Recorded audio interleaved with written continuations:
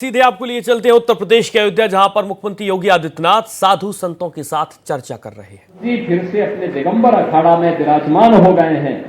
इन दोनों के लिए मैं दिगंबर अखाड़ा से जुड़े हुए जितने भी हमारे पूज्य संत हैं, इन सब का मैं हृदय से अभिनंदन करूंगा, क्योंकि मेरे लिए यह एक अंतःकरण की संतुष्टि का माध्यम बनता है। क्योंकि मेरे लिए परमहंस रामचंद्र दास जी महाराज मेरे पूज्य गुरु के तुल्य थे। और जब भी मैं अयोध्या की तरफ आता था, लखनऊ की तरफ जाता था, तो मेरे गुरु जी मुझसे इस बात को जरूर कहते थे, अगर मैं कभी गोरखपुर से लखनऊ जा रहा हूं या प्रयागराज जा रहा हूं और मैं दिगंबर अखाड़ा में नहीं रुका, तो मुझसे पूछते थे कि भाई क्या आप अयोध्या में परमहंस जी का हालचाल लिया? मैं कहता था मैं भूल गया या मुझे जल्दी थी। तो कहते थे क्या इससे भी ज्यादा जल्दी है?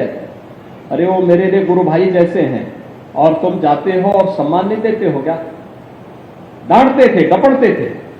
और फिर मैं हमेशा जब भी इस रास्ते चलता था, क्योंकि मुझे इस बात का रहता था कि जब मैं जाऊंगा, जिस गंतव्य में पहुंच रहा हूं, अगर वहां से मैं सूचना दूंगा तो मुझसे पूछेंगे तुम अयोध्या होते हुए गए थे, परमहंस की तबीयत कैसी है, वो कैसे हैं?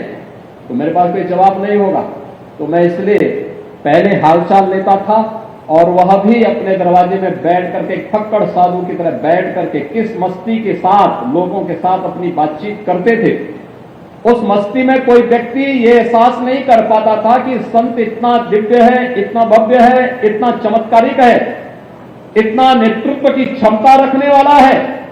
एक सहज सरलता उनके मन में थी, वात्सल्य वहां उनके मन में था, और ये हमें अक्सर वहां देखने को मिलता था। आज जब हम लोग यहां पर पूज्य संत की 21वीं पुण्यतिथि पर यहां एकत्र हुए हैं, बहनों और भाइयों, आज हम परमहंस रामचंद्र दास जी महाराज को इसलिए स्मरण कर रहे हैं क्योंकि उन्होंने अपना जीवन मूल्यों के लिए जिया था, एक लक्ष्य के लिए जिया था, सनातन धर्म की परंपरा को मजबूती प्रदान करने के लिए जिया था। उनके लिए अन्य चीजें कभी उनको डिगा नहीं सकती थी, झुका नहीं सकती थी, उन्हें अपने पद से कभी भी डिगा नहीं सकती थी, हटा नहीं सकती थी।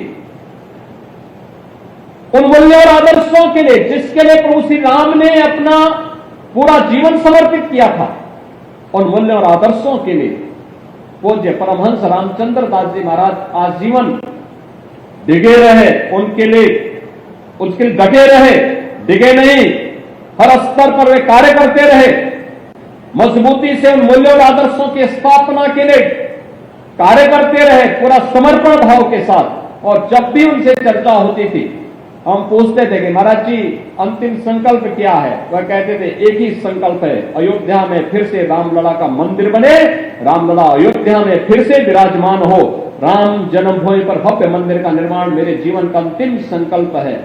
मैं जब अपने पूज्य गुरुदेव को पूछता था कि आखिर अंतिम संकल्प क्या है आपका, कोई इच्छा?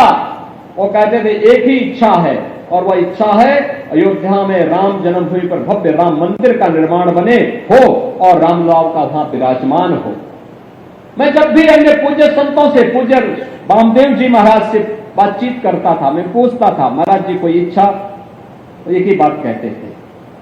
जब भी किसी अन्य से वरिष्ठ पूज्य संत से चर्चा होती थी, लक्ष्मण केलाधीश पूज्य महाराज जी से चर्चा होती थी, वे भी यही बात कहते थे। पूज्य संतों का संकल्प जब एक दिशा में, एक साथ, एक स्वर में आगे बढ़ा, अयोध्या में रामलला का भव्य मंदिर का निर्माण का मार्ग प्रशस्त हुआ। और यही मैं आज कहना चाहता हूं, यही मैं आप सबसे कहना चाहता हूं। आप दुनिया की तस्वीर वर्तमान में देख रहे होंगे, कुछ तो हमें इन चीजों को देखना पड़ेगा, क्या है इन सब का कारण। आज भारत के तमाम पड़ोसी चल रहे हैं, मंदिर तोड़े जा रहे हैं, चुन चुन करके हिंदुओं को निशाना बनाया जा रहा है, और तब भी हम इतिहास की उन परतों को ढूंढने का प्रयास नहीं कर रहे हैं कि इस प्रकार की दुर्भाग्यपूर्ण स्थिति क्यों वहां पर पैदा हुई है, क्यों पैदा हुई है। और इसलिए बहनों भाइयों, हम याद करें, जो समाज इतिहास की गलतियों से सबक नहीं सीखता है, उसका उज्जवल भविष्य पर भी ग्रहण लगता है। सनातन धर्म पर आने वाले संकट के लिए फिर से एकजुट होकर के कार्य किए जाने की आवश्यकता है। इसके लिए एकजुट होकर के लड़ने की आवश्यकता है। राम मंदिर का निर्माण यह केवल मंजिल नहीं है, एक पड़ाव है और इस पड़ाव को आगे भी निरंतरता देनी है, क्योंकि सनातन धर्म की मजबूती इन सब अभियानों को एक नई गति देता है। जातिवाद से मुक्त, छुआछूत और अस्पृश्यता से मुक्त एक ऐसे समाज की स्थापना करना है जिसके लिए प्रभु श्री राम ने अपना पूरा जीवन समर्पित किया था। और इसीलिए तो अयोध्या धाम में उस प्रकार का प्रयास किया गया है, अयोध्या को उसकी पहचान मिले। इस पहचान ने अयोध्या के संतों का गौरव भी बढ़ाया है, हर अयोध्यावासी को देश के अंदर गौरवान्वित किया है। कोई भी अयोध्यावासी देश के अंदर जाता है, हर व्यक्ति उसे सम्मान की निगाहों से देखता है।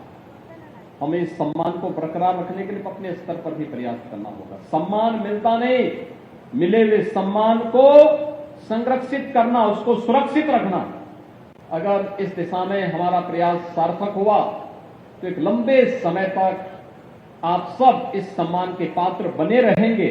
और ये हमारा प्रयास होना चाहिए, और यही कार्य यहां पर डबल इंजन सरकार कर रही है। आपने देखा होगा कि यहां पर राम जन्मभूमि परिसर में मंदिर का निर्माण हो रहा है। श्री राम जन्मभूमि तीर्थ क्षेत्र ट्रस्ट इस कार्यक्रम को जन सहयोग से, जन भावनाओं के अनुरूप मूर्त रूप दे रहा है। लेकिन बाहर अयोध्या का सुंदरीकरण हो, इसके लिए 4 लेन की सड़कों का जो अयोध्या के अंदर जुड़ा हुआ है। जो लोग 5-7 साल बाद अयोध्या आए हैं,